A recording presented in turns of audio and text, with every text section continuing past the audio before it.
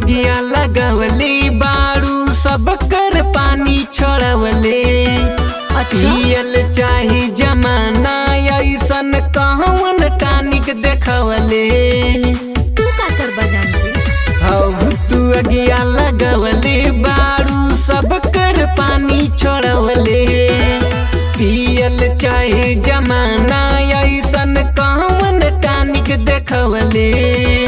बारू छुपवले मन बहकवले बोला भितरिया ले काका बा अरे काका बा।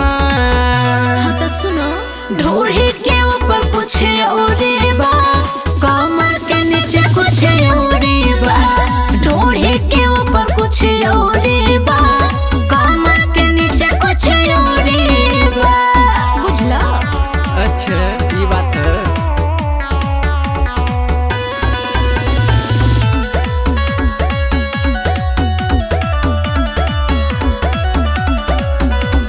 जब जब चलेला कमर हिलाई बाबू हमारे स्टाइल में। खींची खींची फोटो राखे लुगरिया दिलवा के प्रोफाइल में। हाँ तो रखबे करम ना।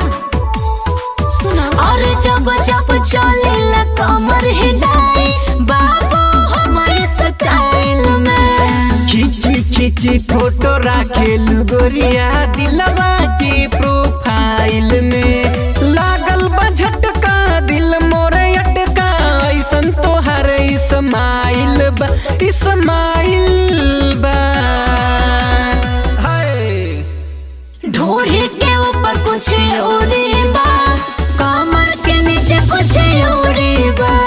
ढोढ़ी के ऊपर कुछ औरे बा कमर के नीचे कुछ औरे बा।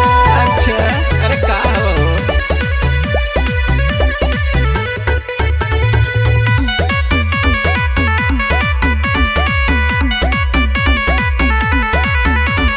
हीरा जैसन बाटे जवानी सोना से महंगा बानी हो।